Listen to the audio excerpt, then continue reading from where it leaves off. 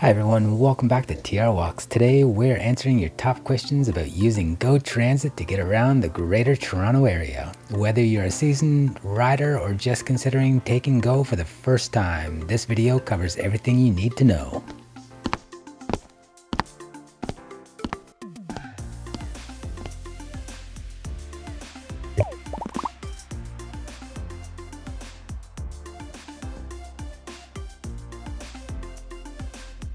Let's start with fares and passes. The cost of your Go Transit trip depends on the distance you're traveling and the type of ticket you're purchasing.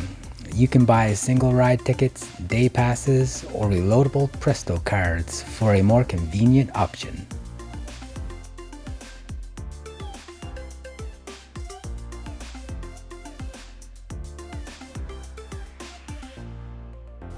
Figuring out Go Transit schedules and routes is easy. You can use the Go Transit website or app to plan your trip in advance. The app also shows real-time train and bus locations, so you can always track your ride.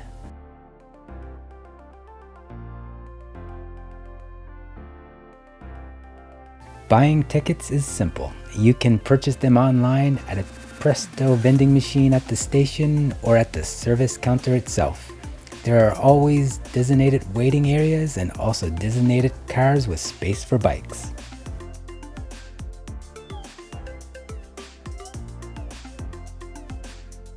Go Transit is committed to accessibility. All stations and vehicles are accessible for people with disabilities. There are elevators, ramps, and accessible washrooms available at all stations.